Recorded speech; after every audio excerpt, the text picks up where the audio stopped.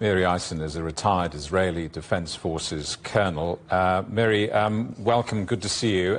We're seeing the start of Israel's incursion into Lebanon, a sovereign country. If this is the start, in your experience, where does this end? What is Israel's end game?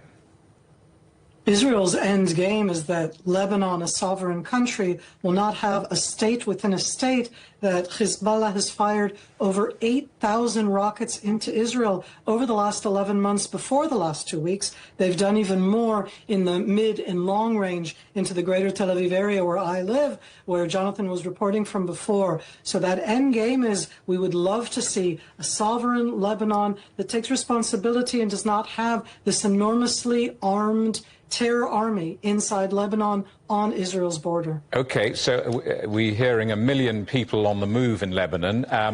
What would be an acceptable number of civilian deaths in Lebanon? What would be the acceptable number of Israel doing defense when 8,000 rockets were fired into Israel? Thank God we've only had some casualties because we invested heavily against all these incoming rockets. You were mentioning also before that Iran now is directly trying to threaten us, and here I am in my house waiting for an air siren. I don't like to compare casualties. I think that losses in war are horrible for all sides. And what I do want to hear is to hear that Hezbollah, the one that has been firing against Israel, they're proud of the tunnels that they built. They're proud of the fact that they wanted to attack us and that they did so this 11 months. They're the ones that should be held responsible by everybody. And we are defending ourselves, and I never target civilians, and I want to hope that we won't hit civilians. The IDF has described this as a limited, localized and targeted military operation against Hezbollah. We're both old enough, I think, to remember 1978. Israel was trying to clear the same ground then when it launched Operation Litani, and it invaded again, of course, in 1982. That occupation lasted 18 years.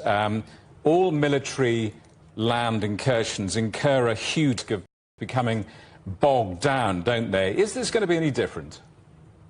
I hope so, Jamie. I was a young officer in 1982, and there I was still in the military in 2000, and only then did we leave. But the flip side of that, Jamie, is that for the last 24 years, Israel has not been in Lebanon. And Hezbollah, who will claim that they're the ones who pushed us out, and that was part of what was happening at the time, they did not then stop attacking Israel. In 2006, they crossed into Israel and started that second Lebanon war when they kidnapped and killed soldiers. So I would say in that sense, I don't expect us to stay in long. Let's all look and see how we make sure that Hezbollah does not define what happens here, not on our border and not in the Middle East. Miri, I'm sure we'll talk more in the coming days, but for the moment, thank you very much. Miri, the retired Israeli Defense Forces colonel.